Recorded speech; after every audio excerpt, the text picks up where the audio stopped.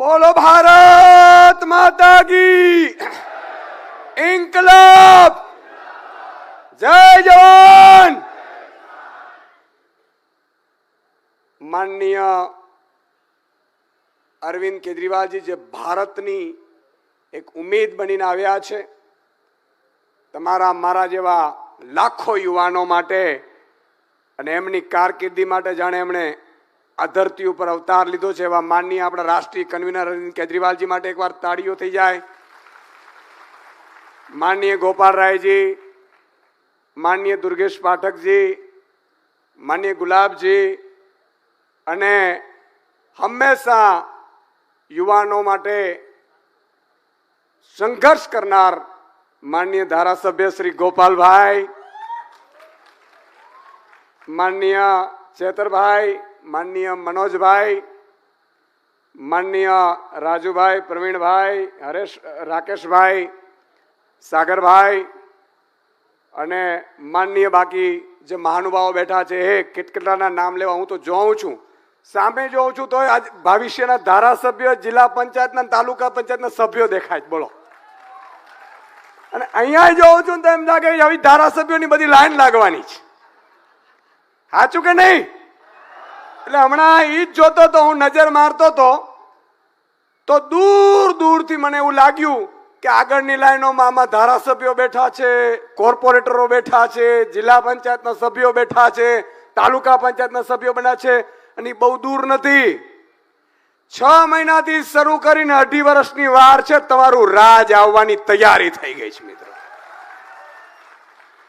આજે મિત્રો હું એટલો ખુશ છું, માનનીય અરવિંદજી જ્યારે વિસાવદરની ચૂંટણીના પરિણામો આવ્યા હતા અને ફોન આવ્યો તો ગડગડો થઈ ગયો હતો। હું મિત્રો એક સમય હતો 2022ની ચૂંટણીમાં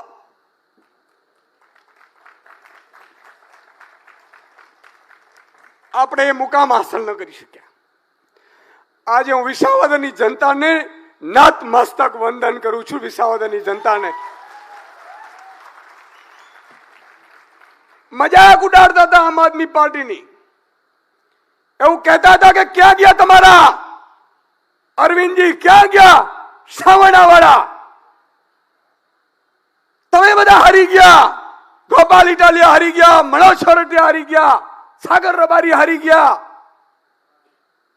मित्रों एक समय હતો, मैं भगवान ने प्रार्थना करी कि प्रभु आ गुजरातनी जनता माटे लड़वा निकळ्या छे, अमे हारी गया एनो कोई अफसोस नथी। एक चूंटणी नहीं, आवी 1000 चूंटणी आ जनता माटे हारवा तैयार छे, पण संघर्षनो मैदान नथी छोड़वानो मित्रो। अने त्यारे ज्यारे बैठा था एमां एक ऊपर एक पार्टी ऊपर तरापो मारवानी चालू करी भाजपे, पार्टी तोड़वानी कोशिश करी, पंजाब में तोड़वानी कोशिश करी, सांसदों ने पंजाब में तोड़ा, धारासभ्यों ने तोड़या, अरविंद जी ने जेल में नाख्या। अने ज्यारे जेल में नाखता ने त्यारे मित्रों जे मनमा गोपाल भाई बात करी, अमे मनोज भाई सागर भाई रूम में बैठा रहता था, 50-50 लोगों ने फोन करे, हवे शुं छे पार्टी में, पार्टी खत्म थई गई।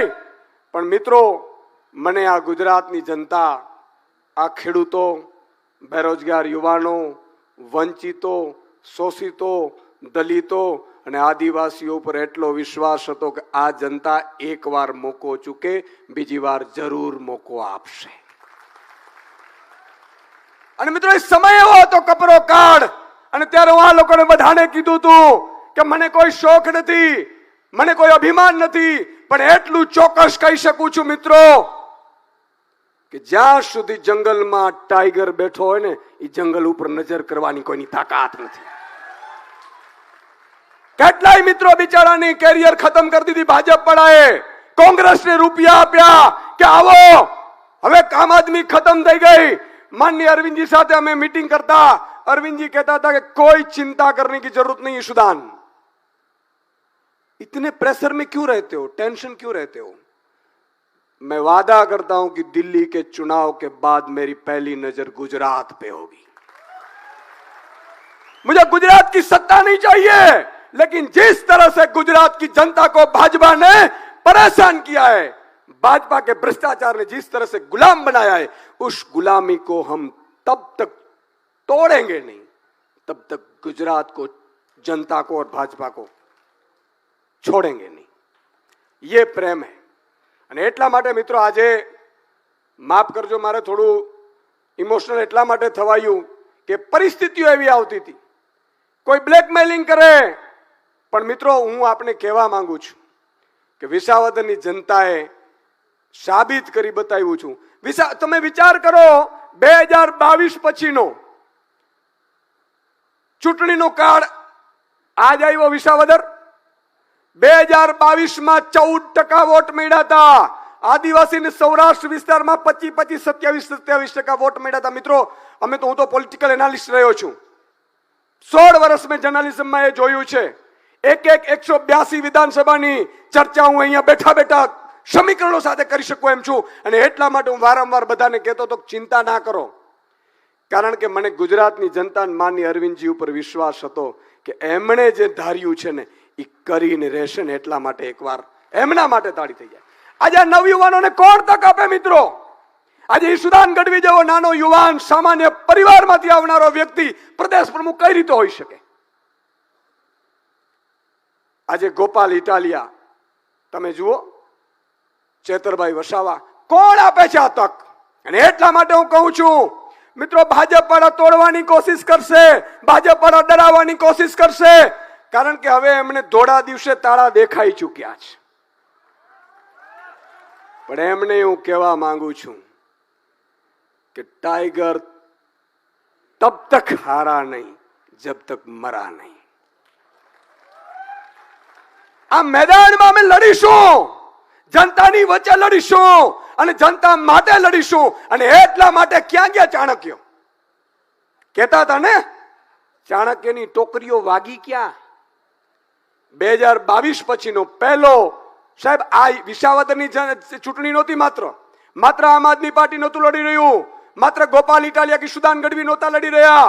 આ ચૂંટણી અસત્ય વિરુદ્ધ સત્યનું યુદ્ધ હતું.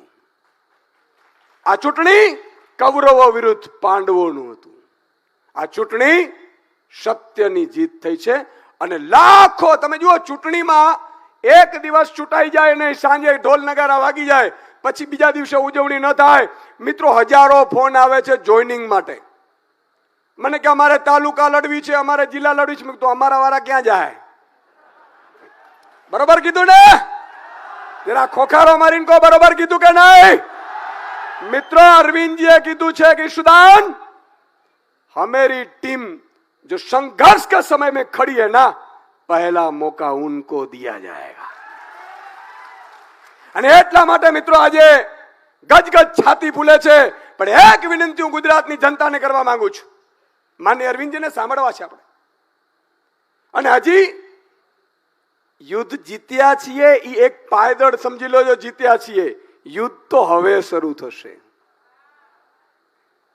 ભાજપ વાળા હવે ડાકા નાખશે, હવે રઘવાયાસ હશે, હવે એ લોકો ભાન ભૂલી જશે. એ લોકો એમ કહેતા હતા ને કે ખીલી મગાણી. શું કહેતા હતા? શું કહેતા હતા? હજી તો 1 કિલો વાગ્યો છે. હજી આવા 150 ખીલા મારવાના છે મિત્રો 2027માં. અને કહું છું ચાણક્યોની ટીમોને, કહું છું કૌરવોની સેનાને, કહું છું કંસની ઓલાદોને કે તમારામાં તાકાત હોય તો અરવિંદ કેજરીવાલજીના સૈનિકોને હરાવીને બતાડી દો. તમે આ સંઘર્ષની લડાઈ છે. પણ મિત્રો હું વિસાવદરની જનતાની જેમ આખી ગુજરાતની જનતાને હાથ જોડીને વિનંતી કરું છું કે એકવાર વિસાવદરની જનતાએ વિશ્વાસ મૂક્યો છે, એકવાર, એક જ વાર, એકવાર 2027માં સાહેબ વિશ્વાસ કરીને માનનીય અરવિંદ કેજરીવાલજીની વિચારધારાની સરકાર બનાવડાવી દો. જો 75 વર્ષ, માત્ર 30 વર્ષ ભાજપના નહીં, 30 વર્ષ કોંગ્રેસના નહીં, 15 વર્ષ ગઠબંધનની સરકારના નહીં, 75 વર્ષનો વિકાસ જો એ 5 વર્ષમાં નહીં કરી બતાવીએ ને તો સાહેબ આજીવન રાજનીતિ છોડી જશું. રાજનીતિ કરવા નથી આવ્યા સાહેબ. આજે અરવિંદજીને શું છે, શું તકલીફ છે?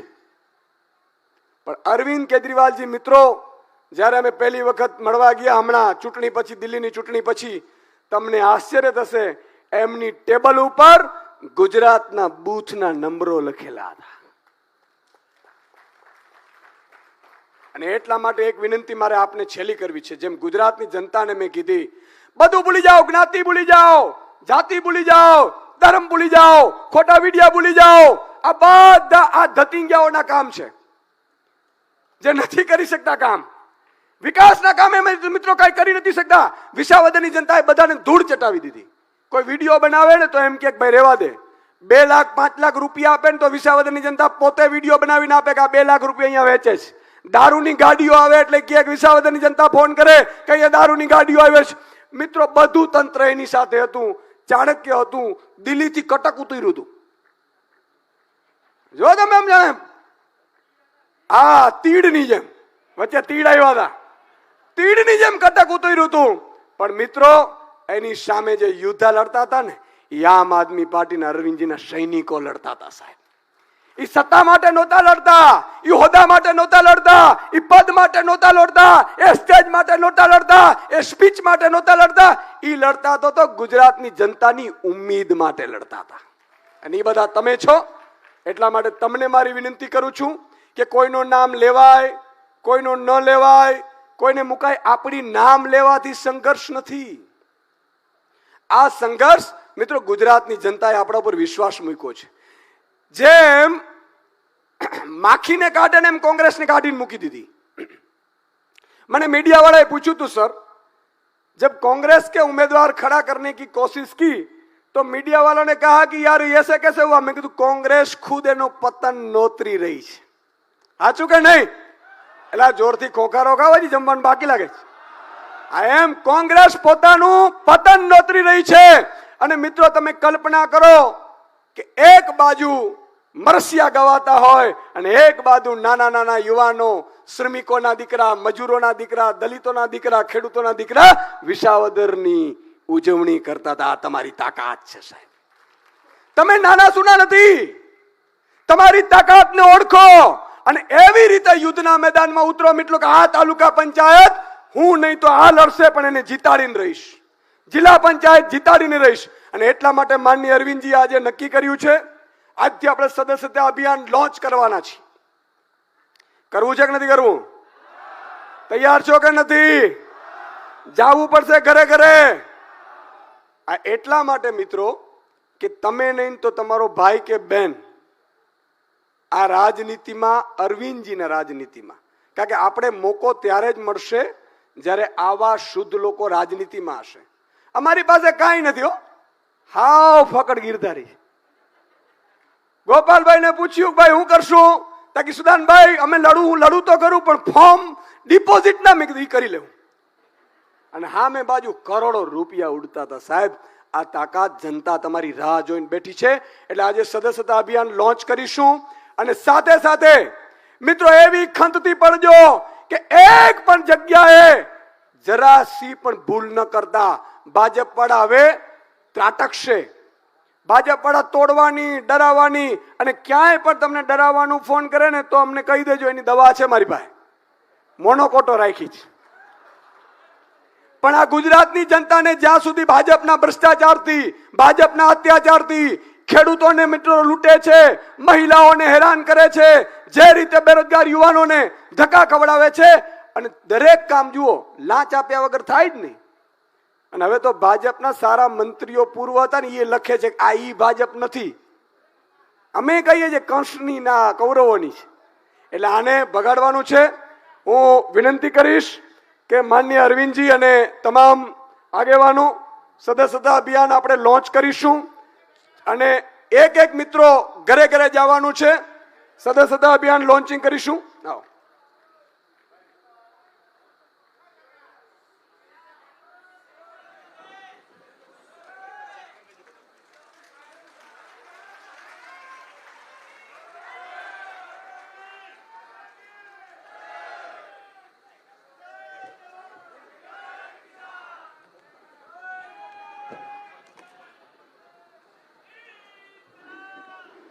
મિત્રો હવે એક જ વસ્તુ ધ્યાન રાખવાની છે, 2-5 લોકો નારાજ હોય, નિરાશ હોય તો એને પણ આપણે સંભાળવાના છે. ગુજરાતની જનતા માટે લડવા નીકળ્યા છીએ. ગુજરાતની જનતા તૈયાર બેઠી છે. વિકલ્પ મળતો નહોતો, વિકલ્પ મળી ગયો છે અને આનાથી નવયુવાનોથી મોટો વિકલ્પ ન મળે. અને તમે જુઓ 40-42 ની આસપાસ છીએ, બરોબર કે નહીં? અને ભાજપની ટોળીમાં બેઠા હોઈએ તો સામે સ્ટેજ ઉપર કાં બુટલેગર બેઠા હોય હે ને, કાં ભ્રષ્ટાચારી બેઠા હોય, અને સામે જુઓ ને તો 75-80 વર્ષના હોય. આપણે વડીલ છે, વાંધો નથી, પણ પછી એમ કે મોકો અલા ભાઈ દીકરાને આપો ને. એટલે તમારા મારા માટે છે, આ નંબર ઉપર મિસ કોલ મારવાનો છે મિત્રો, 9512040404. ફટાફટ પેલા મિસ કોલ મારો તમે પણ, 9512040404. આ નંબર ઉપર મિસ કોલ મરાવવાનો છે. અને મારું જૂનું એક ખબર હોય તો તમને એક વચન આપવાનું છે, ખબર છે ને? એક વ્યક્તિ 100 વ્યક્તિને જોડાવે. બોલો વચન આપો છો કે નહીં? હાથ ઊંચો કરીને વચન કરો એટલે હું મારી પૂરી કરી સ્પીચ. બોલો હાથ બધા, હજી ઘણા નથી હો ભાઈ. 100 વ્યક્તિને જોડશો કે નહીં? પાકું? બોલો ભારત માતા કી.